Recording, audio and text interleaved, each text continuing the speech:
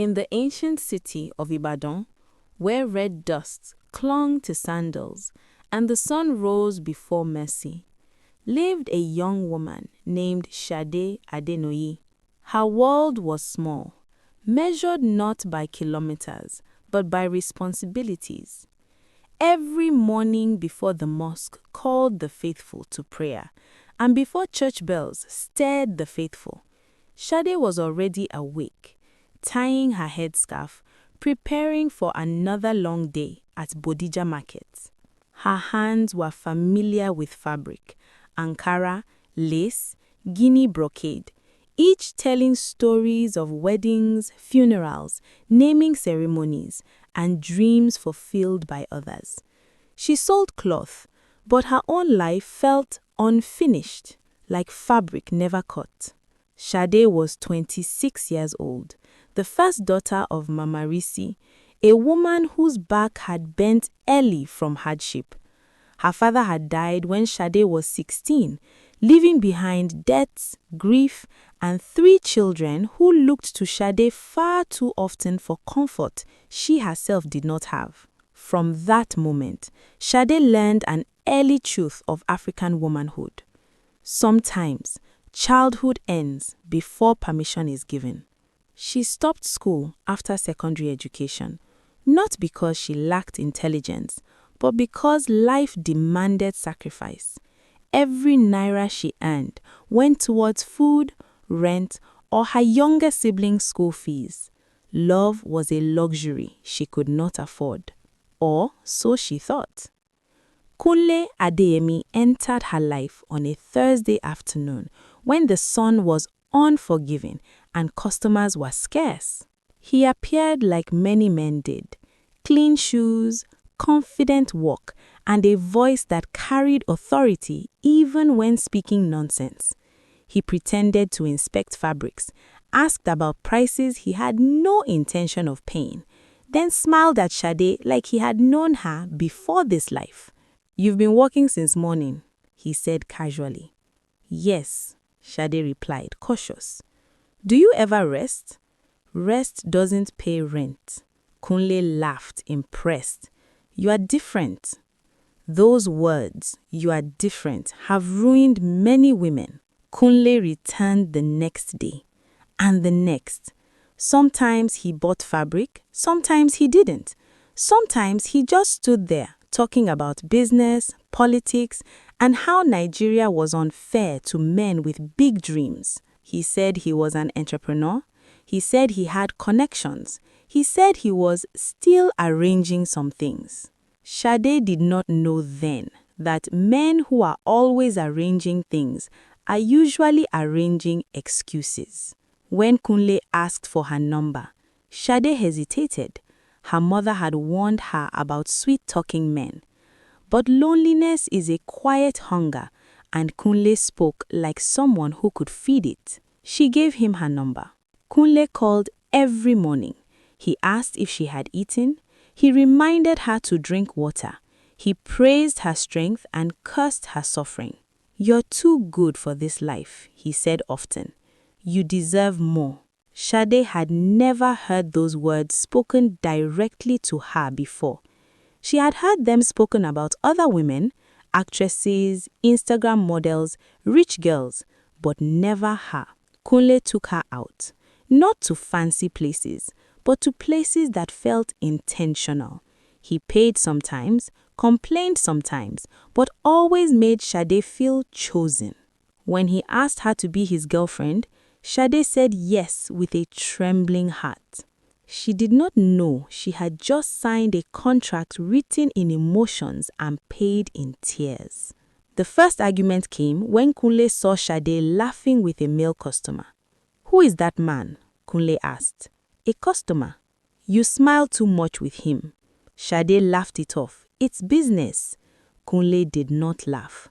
"I don't like other men looking at what is mine." It sounded romantic.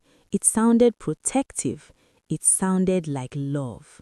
So Sade apologized. That apology was the first break in a prison she would later struggle to escape. Soon, Kunle disliked her friends. He complained when she stayed late at the market. He demanded her passwords, not forcefully, but cleverly. "If you have nothing to hide, why are you angry?" he asked. Sade handed over her privacy in the name of peace. Kunle's problems increased as Sade's devotion deepened. His business was always about to pay. His partners were always disappointing him. His luck was always turning soon. Then came the borrowing. "Just this once. Baby, you know I'll pay back. If you don't help me now, everything will spoil." Sade helped. She borrowed to help him. She sacrificed to support him. She believed love meant endurance. Kunle praised her publicly and controlled her privately. When she complained, he accused her of nagging. "You're always whining," he said one night. "You don't trust me." Sade swallowed her pain. She did not know that love that feeds on silence eventually eats the soul. Kunle insulted her gently at first. "You think like a market woman. You are too emotional. You don't understand big ideas." Each insult wore the mask of advice. Sade began to doubt herself. She apologized for things she did not do. She adjusted herself to fit Kunle's mood. He cheated once. She forgave him. He cheated again. He blamed her. "You don't give me peace." Sade cried, begged, and promised to do better. Love had become begging. One evening, Mama Risi fell sick. Hospital bills piled up. Sade asked Kunle for help, not money, just support. Kunle sighed. "You're stressing me. I have my own problems." That night, Sade realized something terrifying. She was alone, even in love. The truth came unexpectedly. A woman arrived at Bodija Market asking for Kunle. She was pregnant. She was angry. She was tired of lies. "He says you are just my friend," the woman said. Sade felt the earth shift beneath her feet. Kunle had not only cheated, he had built another future without her. When confronted, Kunle did not beg. He did not apologize. "You are overreacting. You are not even married to me. You women like drama." That was when Sade finally saw him clearly. Love left her body like blood leaving a wound, slow, painful, inevitable. Leaving Kunle felt like tearing off skin. He begged when she left, threatened when she stayed gone, cursed when she blocked him. Healing was slow, but it began. After Kunle left her shop that day, Sade did not cry immediately. Shock has a way of freezing tears before releasing them later like a flood. She sat on her wooden stool long after the market closed, staring at fabrics she no longer saw. Voices passed her. Traders packed their goods. Night crept in quietly. Still, Sade did not move. For the first time since her father's death, she felt truly empty. Not tired, not stressed, but hollow. She walked home slowly that night. Each step felt heavier than the last. When she reached their single-room apartment, Mama Risi noticed immediately. "You are quiet," her mother said. "I am tired." It was a lie, but not entirely. That night, Sade cried without sound. She pressed her face into her pillow so her siblings would not hear. Her chest burned. Her mind replayed every memory, every warning she ignored, every moment she chose love over wisdom. She did not sleep. The days after heartbreak are strange. Life continues as if nothing happened, while the heart insists that everything has ended. Sade returned to the market. She smiled at customers. She measured fabric. She collected money. But inside, she was moving through fog. Kunle called. She ignored him. He sent messages. She deleted them. He came to Bodija Market. She refused to see him. That refusal angered him. "You think you are better than me now?" he shouted one afternoon. I did everything for you." Sade looked at him calmly, surprising even herself. "You did nothing for me," she said softly, "and I allowed it." Kunle laughed bitterly. "You will regret this." She watched him walk away, unaware that this would be the last power he would ever have over her. News spreads fast in African communities, especially news soaked in scandal. People whispered, she couldn't keep her man. Maybe she's too proud. Men like Kunle don't stay with market women. Some women pitied her, some blamed her, some secretly felt relieved it wasn't them.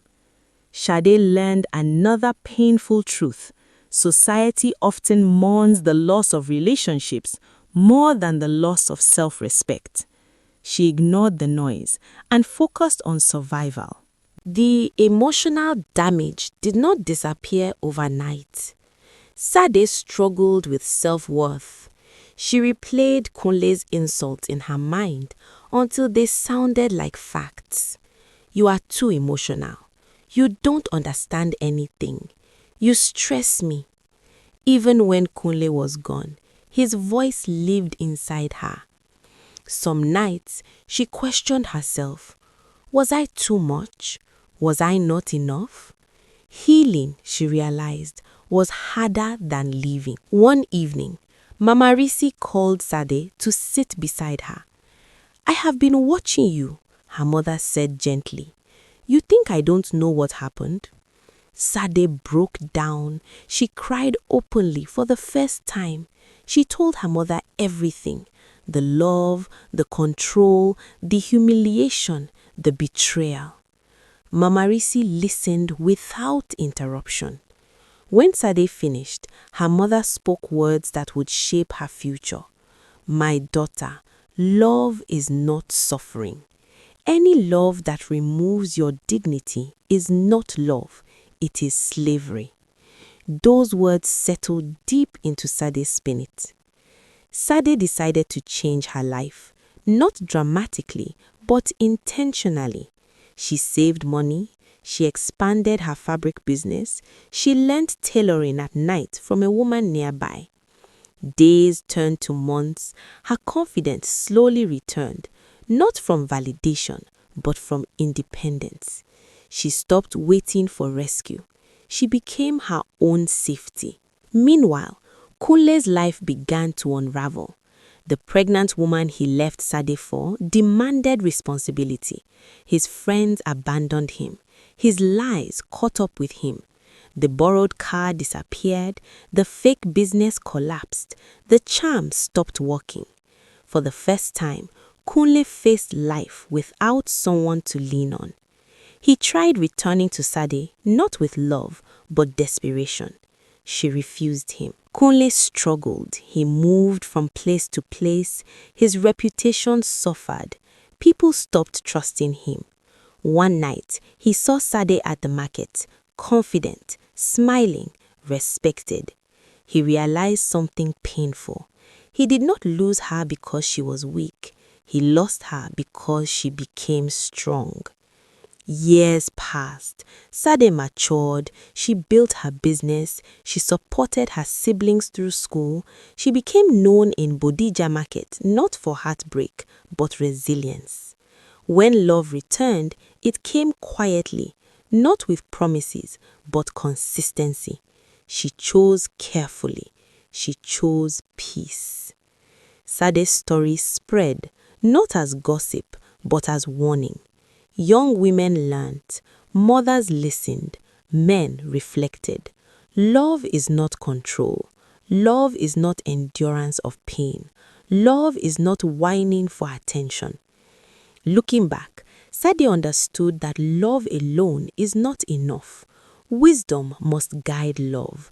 Self-respect must protect love. Boundaries must define love. She did not regret loving Kunle, but she regretted staying too long. And so her story stands as a mirror for many. Love can build you, love can break you, but only you decide how long you stay broken. Please, if you enjoyed this story, help me to like it and subscribe for more stories.